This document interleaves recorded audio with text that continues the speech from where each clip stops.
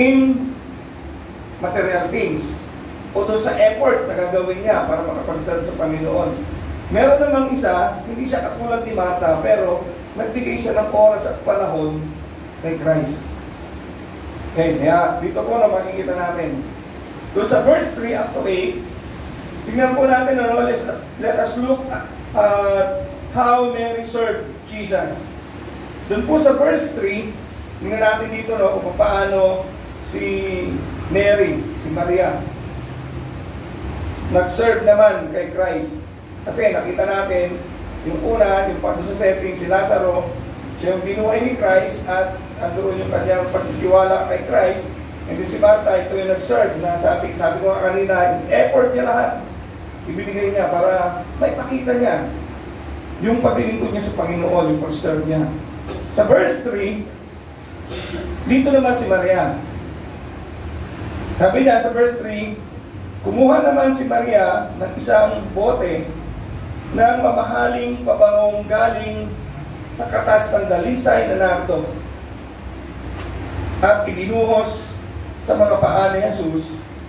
Pagkatapos, pinunasan niya ang mga ito ng kanyang buhok at naupo ang buong punang-puno, ang buong bahay ng umahalimuyak na pabango.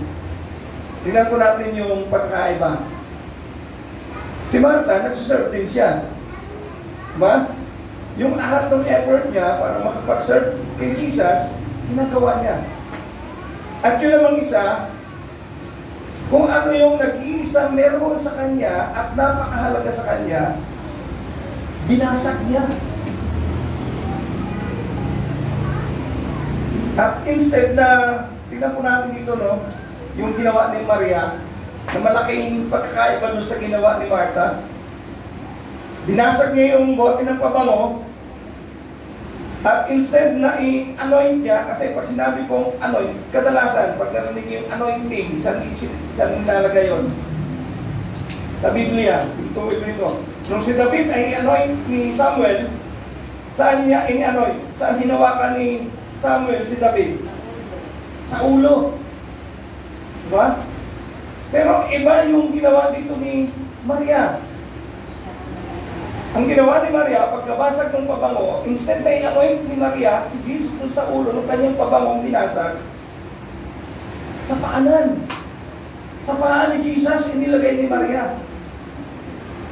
Bakit kaya? Tingin nyo. Bakit? Pwede isipin natin tingnan muna natin yung custom ng Jewish. Isa po sa custom ng Jewish. Pagdating po doon sa mga feast, yun pong magbigay ng pabango. Ito pong pabango na to, tinatawag na nards. Ito po doon sa kapanahonan ay pinakamahal na pabango. At yan po ay nagmula sa India. Kumbaga isang katas ng isang halaman na, kumbaga po sabi dito, walang katumbas na bango doon sa mga panahon na yon. Pero hindi nagkalintana si Maria para ibuhos ito. Pangalawa, makikita po natin dito, posible itong pabango na to, yung nards. Sabi po doon sa sa commentary, nagkakahalaga ito ng 300